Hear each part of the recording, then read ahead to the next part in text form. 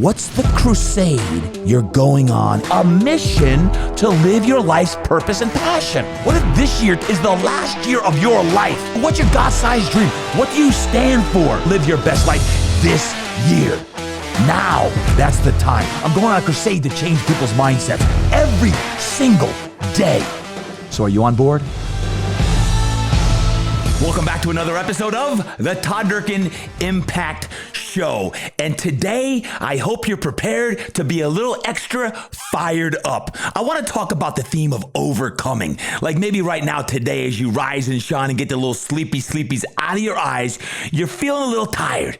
Well, not anymore, because as we listen to today's show, we are going to get a little fired up about life, about overcoming any obstacles that you are facing today. As a matter of fact, if I was to ask you a question of maybe what was one of the toughest things you've ever endured in your life that you've had to overcome, what would that be?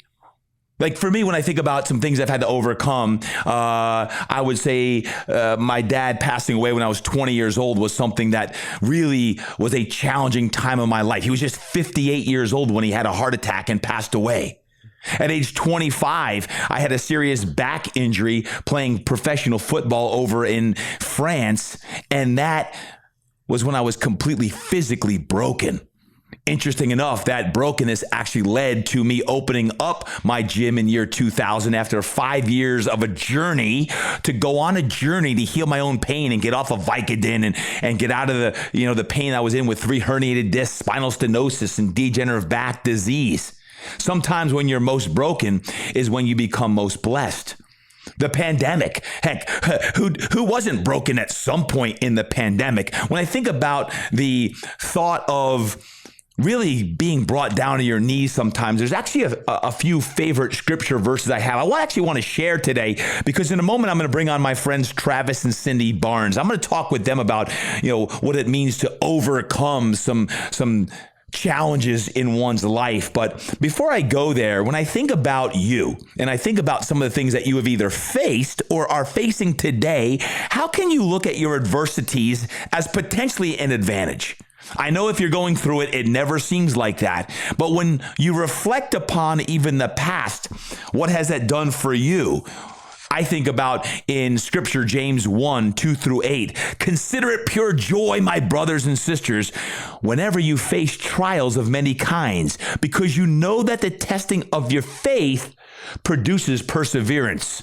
Let perseverance finish its work so that you may be mature and complete, not lacking anything. If any of you lacks wisdom, you should ask God, who gives generously to all without finding fault, and it will be given to you.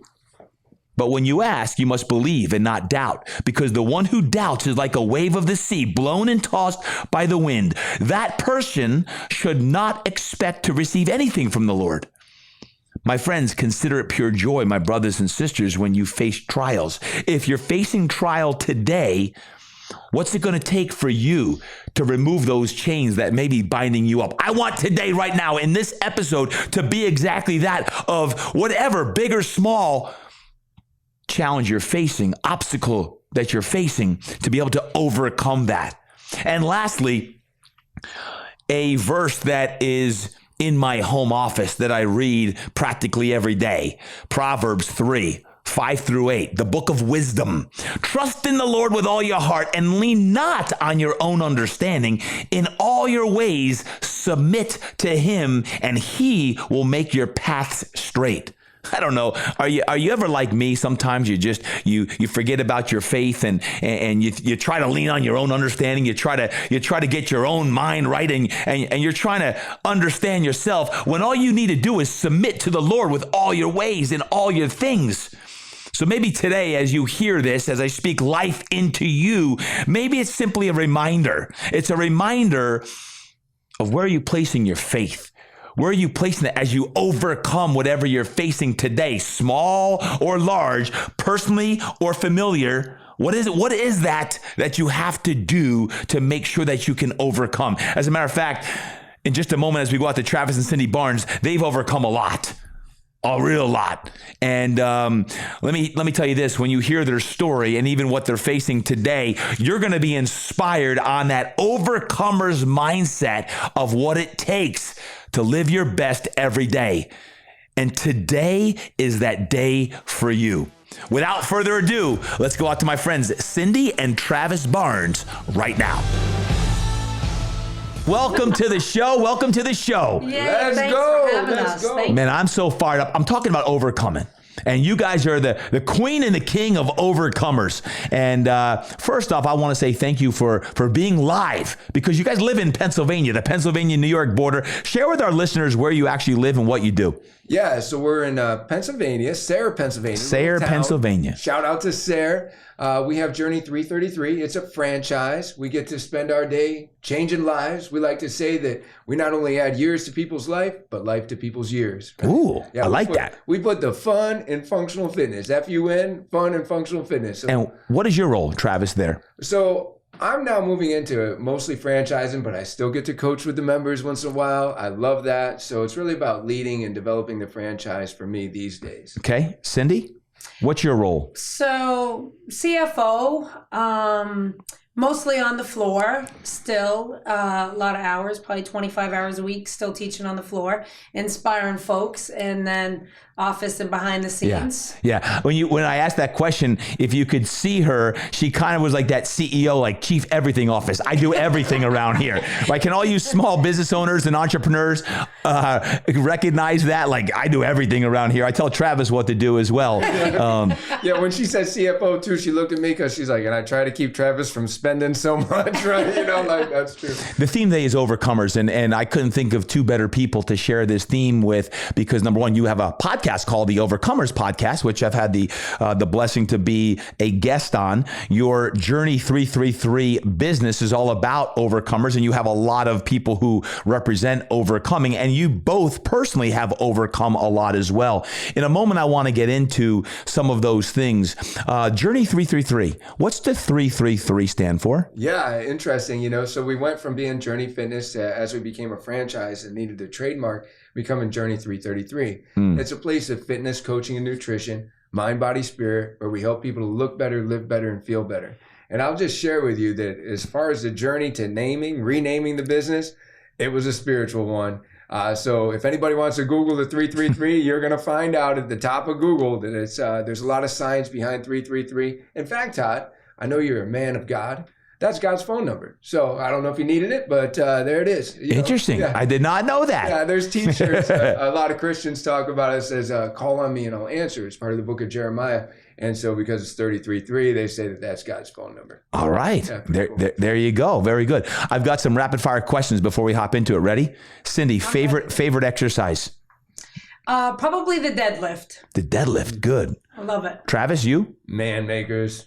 Or woman makers or character builders. You know, I don't want to be too sexist, but I love the man makers. Good compound movement. And define that, so if someone doesn't know what a woman maker or a man maker is, what is that? So it's like a burpee, but you go down to the floor as you would in a burpee, where you're putting your chest and your whole body on the floor, and then you get a row, and then you hop through it, and then when you stand up, you're going to do a lunge and a press and another lunge and a press to the other side, you know. So and they can go to the Journey YouTube site to look at Travis Barnes doing a man maker and Cyndy Barnes doing a woman maker. Yeah, they sure can. Favorite workout song, Travis? Moby. I like the Moby. Yeah, because we like to do our squat challenges at Journey. Okay. I thought you were going to say something else. How about you, Cyndy? Whoa, favorite workout song. Well, I like Thunder. I knew it. That's what I thought he was going to say. AC/DC Thunder. I thought that's what Travis was going to say. And Travis, favorite thing about your wife, Cyndy? Her love, her unconditional love. Nobody has ever represented that better than she has to me during all the struggles I've been through, and to our daughter. Cyndy is just true representation of that. How long have you been married? So we're going on 23 years. Be 23 years here pretty soon. Wow. Yeah. 23 years. Cindy's looking at him like, I don't know. You're crazy. You don't know it. Travis, you're in the doghouse. 22. You're in the doghouse, Travis. 22. Right, because it's not May 18th is 22. We'll be going on 23 then. Excuse me. all you guys are laughing because Travis is now in the doghouse. But you know what? It's better to actually go longer. Like, hey, we've met for 23 years versus I think it's been like 15, 20 years. You actually are doing a good thing. Well, Cyndy says trying to save you right now. Only 10 minutes underwater. Cyndy, favorite thing about Travis? For Travis, he inspires. He pushes me specifically, but a lot of people out of their comfort zone. And through his encouragement, he has led me to do a ton of things I never would have done with his love and support. But he always tries to get me to do stuff that makes me not so comfortable. Okay. Yeah, and I like that. All right. You've done a lot of workouts. We've done a lot of workouts together. Your favorite workout that you've ever done with me in a workshop, conference, or event? Oh, man. I think my favorite is when we just hit some arm farm. Yes. Man, Yes. Man, my arms are bigger because of that. Man, 2012, shout out Perform Better Providence is when we met the team, the Journey Fitness team at the time. And Travis and I have been working closely together since that time. My question is this. You both have overcome a lot in your life. Mm-hmm. Can you just slowly go through some of the things that you guys have faced in your life? Yeah. Where to begin, right?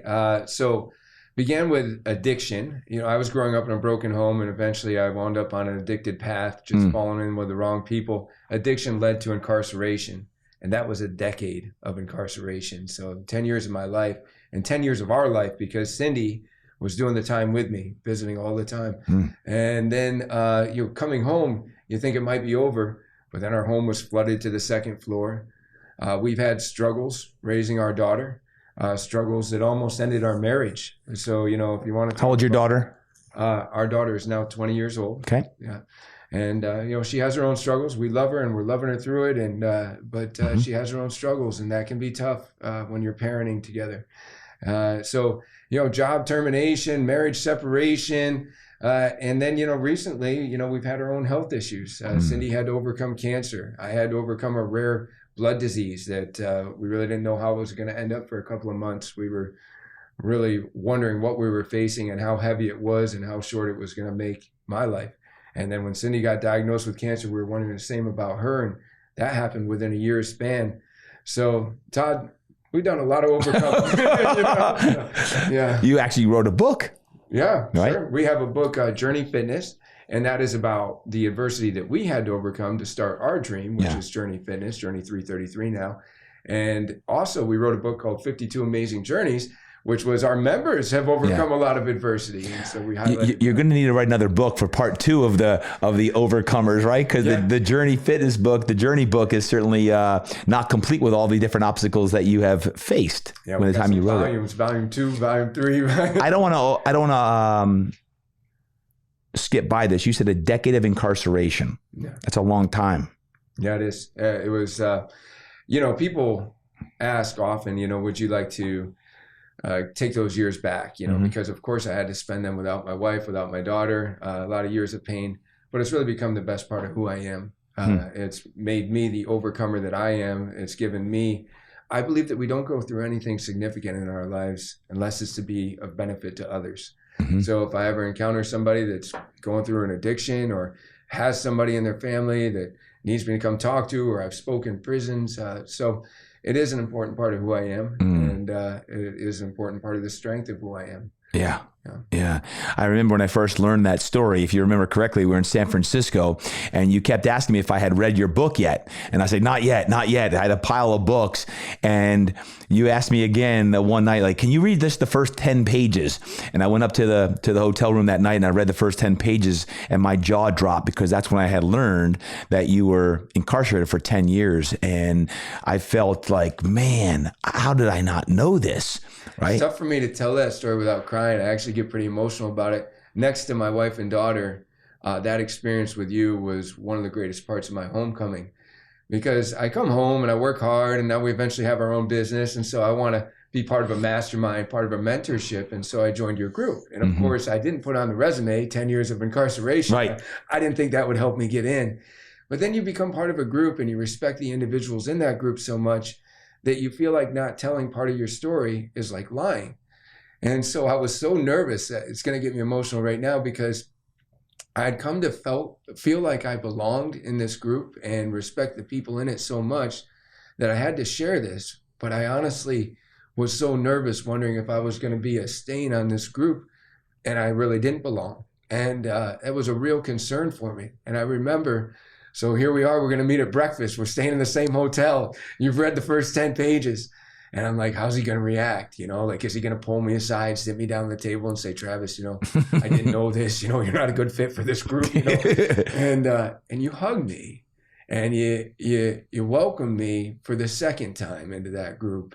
And that can be a really important part of somebody's recovery, to really feel like they do have a place amongst people that are doing great things with their life. And it just empowered me to believe that I could do great things too. And, since that time, we did publish that book, and we published another book, and we've spoke and done great things. But that was the impetus for that. What if you had reacted differently? I don't know. Do you remember what I told you about that story and what you need to do with your community? Yeah. You're like, you got to share this story. You got to publish this book. And I'm like, oh, Todd, listen, I got correctional officers. I have police officers that come to us for training. I said, Todd, what if I lose my members? What if I lose those members? And you said, if you lose anybody, those are the people that you were meant to lose. Because what you believed is that everybody struggles, and that we were going to be more connected with our members by sharing our struggle. And I took that encouragement and I used it for my courage to share my story. And you were right. I don't think we ever lost anybody. We've gained a lot of souls and helped a lot of people because of that story, but we didn't ever lose anybody. Yeah. Well, I remember that, because there's one thing that's always struck me about life is there's nothing worse than going through life with this silent secret that you feel like you're an imposter. Like, if they only knew this, they only knew how broken I was, or what I've been through, or I was abused, or I was addicted, or I would this, whatever it was that may have happened. And I think through, whether it be therapy, incarceration, whatever that is when you finally share that, it opens up Pandora's box of all of a sudden people are like, oh my gosh, me too, or my son or daughter, or now you could just be you. And there's nothing better, especially today, where you can show up and be so real and so vulnerable that people love that about you or me or anyone listening, about just showing up and not feeling like there's this secret that's holding you back and down. Because your community, heck, you weren't even a franchise then. Right. Your community has proliferated and has expanded, and now you're 7+ and growing franchisees as you look to grow more. But I've always thought, man, what a great story, because one of the things I see as you both is you value time differently than most, because you lost 10 years of your life. Now I see the dad that you are. I see what you do with your community, and you work your tail off because you don't take a day for granted. Yeah. Right. And that's a really, really important thing. Cyndy, anything to add to that? Because I think the hero in this story is not Travis, it's you. Because here he is, he's incarcerated for 10 years and you stuck by his side raising a daughter while he was locked up. Anything to add to the story? I like Travis said at the beginning, I love Travis with all my heart. And I always say love conquers all. Mm-hmm. And I knew that if we just kept loving each other, even though when Travis was first sentenced, he was illegally sentenced through the guidelines, but it was 188 months, which was 15 years, 8 months.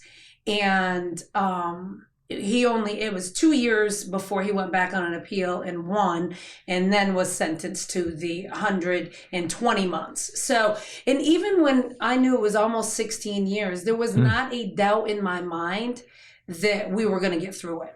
I would visit every visit I could. I would take our daughter every time, once she got into school, then she could only go on Sundays and I still went on Fridays. So Fridays and Sundays were our 2 visiting days. And we went through snowstorms, everything, because I wanted to keep us a family. I knew that love conquered all. And if we could just stay close as we could with her dad, my husband being in prison, I knew it would conquer all. And Travis, what was it? What was the sentence for? What did you do? So possession of Sudafed, but I'll tell you how all that ties together because people are like, Sudafed, how do you get in trouble for that? We had a lot of it because I was addicted to meth. So I had given somebody a ride to pick up pseudoephedrine pills that they were going to manufacture methamphetamine. And so it wasn't me purchasing them. It wasn't me, actually doing this type of deal. But because I drove into the middle of a federal investigation, it cost me 10 years of my life. I always told myself during that time, since I wasn't really buying them and they weren't really mine, that I'd done enough wrong anyway in my addiction that I must be just doing time for the other things I did because really it was just about something that traveled in my car for 20 minutes. So if there was a kid who was listening in today who's messing around with drugs, from marijuana all the way up to meth, what would you say? Stop. How? Stop. Well, first of all, you have to realize that the people, places, and things that you're around right now, I know that this sounds cliche, but they're not the ones you should be around. You have to get connected to who you really are, and who you really are is not your addiction and you're not your current associations. Quite often we're feeling bad about ourselves. There's a root issue. I often believe that addiction is just a symptom of a deeper problem. So not only stop, but talk to a counselor, talk to a friend, talk to your parents, talk to an aunt, talk to an uncle, talk to them about what you're feeling that's making you use, and choose to involve yourself with people that can help lift you up. Because right now you're involved in people that are going to drag you down, and they're going to keep you down there because misery loves company. I can tell you that when I went to prison, everybody that I thought that I would die for, I'm going to die for my homies, ride or die. These are my ride or dies. They never visited me once. They never wrote me once. They never put money on my books. They only just wanted my company and their misery. So if I had drugs that they could use, then I was popular. If I didn't have drugs, then they were on to somebody else. So these are not really your friends. You can find friends, and those true friends will lift you up because they're doing good things. And you surround yourself with good people, you'll do good things. Cyndy, what would you say to a parent whose child may be using drugs? Oh, Todd, I wish that I had, some great wisdom to offer. That is my current situation. Our daughter is doing her 3rd time in jail right now for meth. She has been to BSUs for attempted suicide 4 different times. She's been in jail 3 times. She's been in a rehab twice. And to add to the mix of it all, she is currently pregnant. So she's due September 2nd. She's 20? She's 20. Yeah. In jail and pregnant.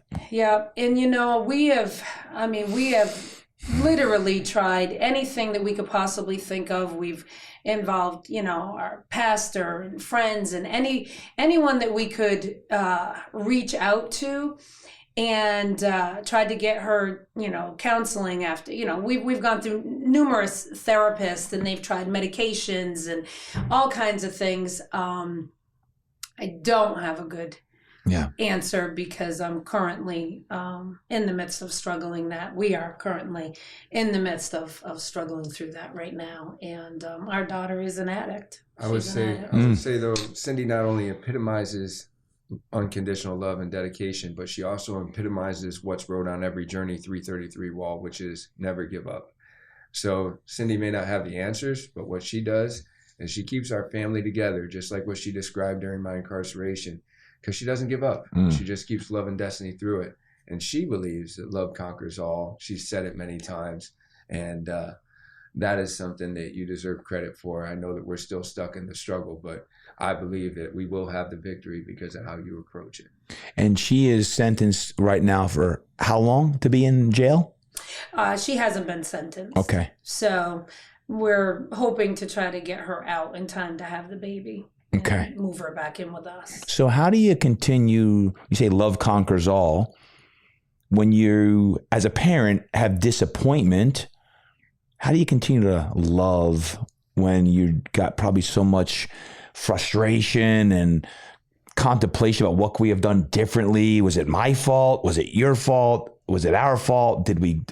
What fills your mind on a daily basis with where she's at now? Yeah, well, for sure, I have, a ton of, I have a lot of regrets. Nobody's perfect as a parent. I certainly tried to do the best that I could do with us going and visiting her dad every weekend. And when she was 6 years old, because of course when she was little, we just told her that's where daddy works and we have to go see him at work and he just doesn't get to come home. So that was fine when she was a little kid. And then when she got into first grade, it was, how come everybody else's dad gets to come home and everybody else's dad gets to, go to the school events and things like that. And then she said one day, if dad really loved me, he would quit his job and he would come home. Ooh. So when Travis called that night, I told him, and I said, we have to tell her, because I don't want her to think and grow up that her dad doesn't love her. So she was 6 years old. That's young. And we had to tell her that her dad was really in jail and in prison, and that he would not be able to come home for many years. So I thought that through that, her growing up, going to the jails, having to deal with the prison guards and that kind of stuff, and just, feeling the pain that she felt as a kid, not being able to have her dad, I thought there's no way that she would wind up like this. I just really, I thought that she saw enough and felt enough as a little kid of what drugs can do to a family. There's no way that she would be involved. Yeah. And here she is in jail for the same thing. Same thing. And some of the listeners may be thinking right now, well, of course she's addicted. Her father was addicted. Of course she's in jail. Her father was in jail. To be clear, when I came home and worked my tail off and we got ourselves a home, we moved into the best school district. We were the type of family where the pastor was over at the house having dinner on Sundays. We did everything that we could. We took our daughter on 2 different missions trips to El Salvador, things that families do to try to have their children have the kind of experiences in life that are going to put them in the right groups, the right environment, have the right outcomes. So, I would have to say that if there was anything looking back that you have to do for your kids, it's help them to find their identity. Help them to find their identity, because they do have an identity, and it's not. Destiny found her identity too often in the traumatic things that happened to her. Maybe later on, because of our unique triangle, which I was more of like a step parent than a parent, because I came home after 10 years, even though I'm a biological parent, now there's a weird triangle in the house. Destiny found her identity maybe in competing with me. Maybe even today, she's still competing with me as to the troubles that she's found. It's tough to analyze, but if there is an identity for your children, it is that they are a special creation of God, and they need to know it, and they need to rise to it instead of falling down to something else. Wow. That's deep, real deep. Thank you for sharing that. I know that's not easy. If there's one thing that you would share with all of our listeners today about addiction and parenting, what would that be, as far as, the situation that Destiny's in now, in jail and pregnant? What would be that one piece of advice that you might give? Well, first off, I want everyone to know that addiction is an illness. Yeah. I remember saying to Destiny, she's always suffered with anxiety and depression since she was 12 years old. And I remember saying to her one day, I can't believe that, you're depressed. Like, what do you have to be depressed about? We live in a beautiful house. We have plenty of money. If you want to do horseback riding lessons, we take you right to them. Like, you have everything that you want. And she said, you know what? I hope that tomorrow you wake up and you have depression. She said, depression is just like cancer. It chooses you. You don't choose it. And I thought, holy smokes, I need to read some books on depression. I need to go to some counseling myself because I just didn't understand what depression really was. Right. Yep. Yeah, that's deep. That's deep. That's deep from a young girl sharing with mom and dad about that. I find that today, it seems like a lot of kids have anxiety. Yeah. I've been having a lot of discussions with not only parents, but kids who are facing anxiety on many levels. Mm-hmm. What would you say about what they can do to help that versus medicating themselves with alcohol, weed, whatever? What can they do? You know, the thing for Destiny, you know, we would take her to one counselor. She didn't like that counselor. We tried it. I think that you just don't give up. You keep trying. There is a counselor out there that will fit for everybody. It doesn't matter if it's yourself, if it's a kid. You just got to search. There's somebody you will connect with. And I think for Destiny, we've found them a couple of times. It may have been through rehab and stuff like that. She found a good counselor, but then once you get on the outside, you can't have that same counselor. So we've always struggled and we've searched on the outside to find her someone that she can really connect with. I think that's a good thing. Like always reach out. You know, there's somebody out there that can help you. There's someone, it may not be the first 3 or 4 you try, but there's someone that will be there that you can connect with. Travis, what would you say if a kid's having a bout of anxiety, depression, angst? What would you say? You know, Destiny shared that with us and you know, having a mature life coaching perspective, I thought, well, wait a second, that's not correct. I mean, couldn't she also start to have different focuses? Couldn't she have to, you know, couldn't she change the language in which she's using to speak to herself and talk about things? Couldn't she posture herself different? I mean, motion creates emotion. Here's the thing, and this goes back to what I was sharing earlier. Destiny could do all those things, but if she wants to stay in that identity, she's going to hold back from embracing those things. I'm excited for Destiny at this point in her life because she's going to have a child. Now, many parents may not be excited that their kid is in prison and pregnant, right? But she, for her first time in her life, she's going to shift from me to we, right? Addiction can be a very selfish disease. It can be a very cynical disease, and it's really about you and your addiction, and your addiction is prioritized above everyone and everything. For the first time, she's going to have someone else that she'll prioritize above it, and she's ready for our support and help. Usually Destiny's trying to get away from us. Right now she's ready to become the kind of family that we all need to be for this child that's yet to be born. So how can you help your kid shift from me to we? How can you help your kid shift into an identity that's healthier? Which that usually does begin with seeing things beyond themselves, you know, seeing a greater purpose to life, which our purpose is to serve others, right? You know, not to just be caught up in our addiction. Yeah, that's good. That's so good. I think as a parent, and my kids are we got college, high school, and middle school. So we got the range of it, right? And the one thing that I see with kids today, man, it is not easy growing up today. Yeah. And I see this anxiety everywhere at all levels because of expectations and pressure, not just from parents, but also social media, phones, these things that are literally killing kids because of the constant addiction to what the social media has done to them. I think when I hear this story, number one, even with Destiny, is you guys had a great environment, right? She chose to be sometimes in other environments that were toxic. Yeah. The environment that you and I choose, adults, all of us, let's make sure our environments that we create for our kids are positive, and the people who are in that environment play a huge role. listening right now to this episode, I hope that it's allowing you to think introspectively about your own relationships with your kids, your spouse, yourself, all these things, because environment matters. All of it matters. Where you live, where you work, where you play, because the second part is that is fitness. Kids, work out. You don't have to be an athlete to work out because you need an outlet other than drugs or alcohol. I'm like, oh, it's just weed.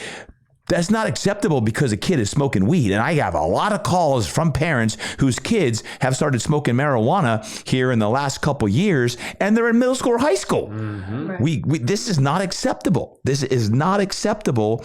And it's not a good habit to get into to deal with stress or anxiety or depression, because typically that's also going to lead to a different crowd of people. So I say, when I say fitness and exercise and working out, you don't need to be an athlete to exercise and work out. You're doing it for the body and the mind to get that release of all of the stress that we are all facing. And the last part, and I'm going to go off on a little rant here, is faith.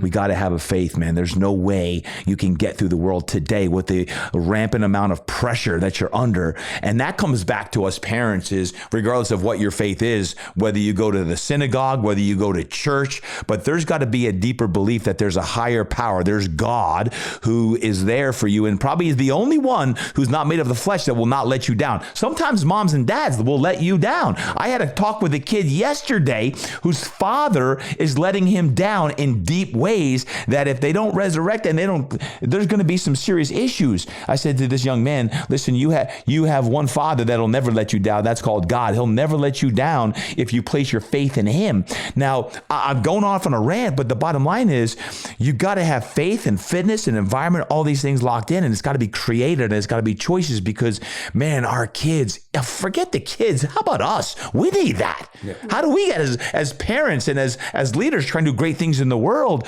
where, man, we got to make sure that we spend time and showing up at church, and whether hopefully it's live and that, but regardless, is we got to do these things. And I just want to go off on that because, man, it's not easy growing up today. Yeah, let's talk about those two things, Todd. You know, when it comes to fitness, did you know that the odds of recovery increase by 50% if somebody's involved in an exercise program? Some of those endorphins that they were seeking through drugs, they can now have through exercise. You know, our daughter doesn't have to, become a journey coach or whatever, that kind of thing. Yep. But we do want her to be healthy. Yep. Right? And let's talk about faith. Did you know that humans are the only ones that are allowed to ignore their dharma?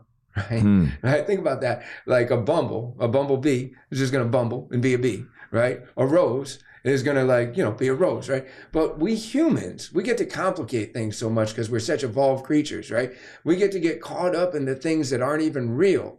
And when I'm talking about what isn't real, well, this is temporary. You are an infinite human being, right? So when we are living our dharma, we are living inspired, as you say, in impact, right? We're living inspired. What does it mean to live inspired? It means to live in spirit.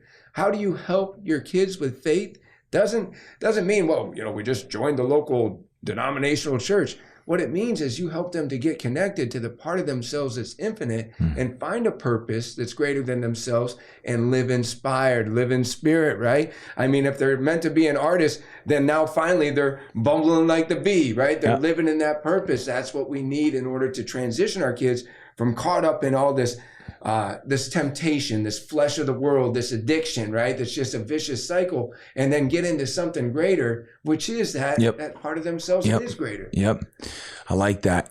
Travis, several years ago, I introduced you to a man, Dr. Wayne Dyer, and he's someone I studied for a long time, since literally back to high school.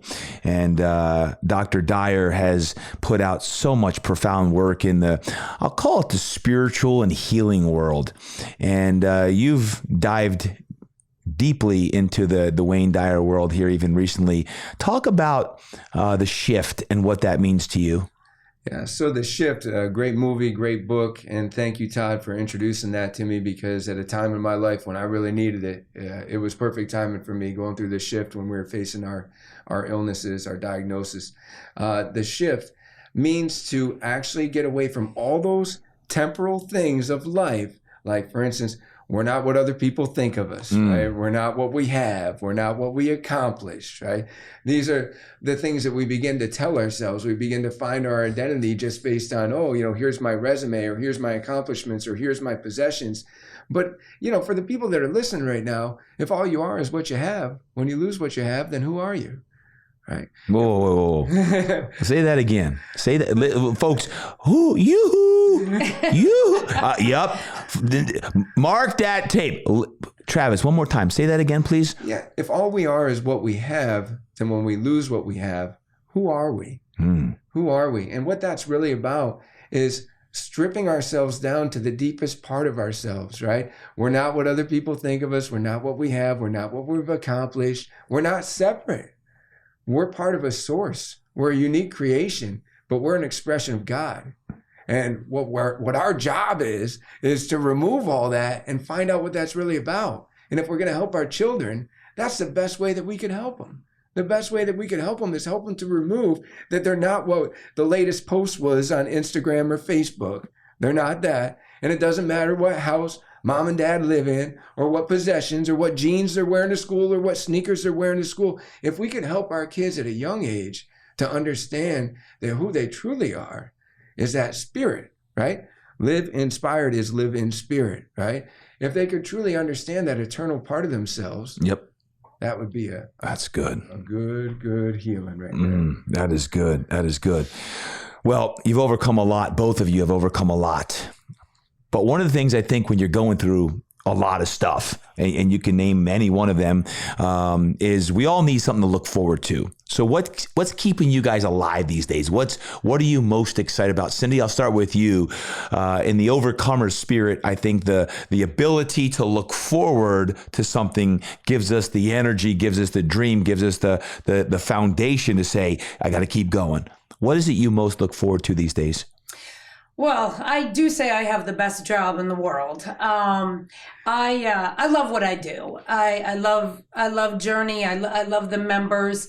I love that we are a franchise now. We are meeting lots of new people, whether it's Massachusetts, New Hampshire, all across the U.S. And we're going to be moving into different territories, and we're going to be inspiring all kinds of new people. I love it. I love what our coaches do every day that they've learned from us.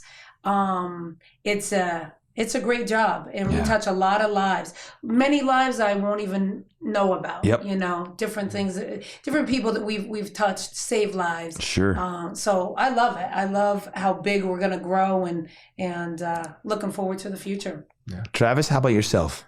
I feel like I'm moving more into my purpose these days. Todd, you said it before. You've been a great mentor in my life, and you said do those things that make your soul sing. So those things I've been uniquely created to enjoy systems. So I systemized a business. It became a franchise, and now I'm able to help people apply that model and have a successful life, changing lives. I love what we're doing right now. This podcasting, a single conversation with someone can be worth more than years of education. And that's what we're doing. We're having a conversation with your listeners today. And a single sentence from our life could cause them to rewrite their own.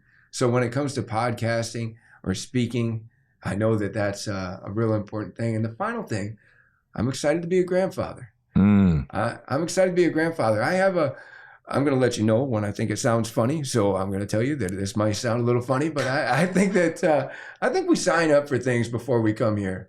For I know the plans I have for you. Maybe there was an agreed upon plan. And maybe that plan was that everything that's happened in my life happened perfectly so that I could be the father and the grandfather that I need to be. Because destiny needs a dad with my kind of experience. So I'm really excited to be a grandfather. I'm really excited for how I can apply all the lessons I've learned so far to now have an even deeper relationship with my daughter as she becomes a mother. Wow. So, yeah. Isn't that interesting? What a great perspective. Do you believe that Destiny getting pregnant may have been one of the best things that could have happened to her to save her? Yeah. 100%. 100%. They say that the odds of a woman's recovery is 70% once they become pregnant. We believe that with the program that we hope that she gets sentenced to and a supportive family like ourselves, that her odds are even higher. But that's just got to be the motivation of a mother, Right. And now has something greater than herself to live for, right? A purpose, beyond herself. So good. Well, you guys have both overcome so much, and I say thank you for sharing some of those things today. Individually, as a couple, and as a family, you look at how you overcome, and you guys epitomize that. And I say thank you. If someone wants to learn more about you guys, wants to follow you, read your books, what's the best way to do that? Okay. So, first of all, we say thank you to you, Todd. Yeah, we sure do. we would not be where we are today without you, Todd. Yeah. We know that. So, yeah, you can go to journeyfitness333.com and you can find most everything. We are on Facebook, Travis Barnes, Cyndy Barnes. We don't have any code names. But you can also, on that page that I just said, journeyfitness333.com, you can learn about the franchise. You can go to the overcomers-podcast.com and follow our podcast episodes. Those are just about overcoming adversity and living your dreams. Mm-hmm. So that's the best way to look us up. Final thoughts. I'll open the mic. Cyndy, anything final to say to fire up our listeners today? Woo! I'm excited. Cyndy Unleashed. Cyndy Unleashed. I just want to say that if you overcome a situation, there will be more. We are all overcomers. Stay strong, love unconditionally, and look for a higher power. I think that's what we all need to do. Preach it. Yeah. Preach it. Travis, final words. Let me just tag on to that higher power. If you believe like we do that life is infinite and currently what's going on is a temporary situation, then that's not real life. Tap into real life. Tap into that infinite, limitless human being that you are. Find that purpose, find that dharma, and then embrace it. And remember that love conquers all. Love does conquer. Love conquers all. And I want to say thank you to both of you for being here live in studio, which is just a blessing and treat to have you guys out here in San Diego and to be on the show. Folks, make sure you listen to their podcast, the Overcomers podcast. Get Travis's books. Check out Journey 333. And if you're ever in New York or Pennsylvania or Indiana or soon to be New Hampshire. There you go. Yeah. Make sure you go check out Journey 333. Make sure today you share this podcast episode. There are people who are in your life who are overcomers and are overcoming something, and whether that be pain, addiction, people who are imprisoned right now, in any way they're imprisoned on that. Hopefully today's episode is one that you know that you are an overcomer. So until next time, remember, you got to train hard, you must eat right, you got to live inspired, and be an overcomer, baby. It's time to go create some impact.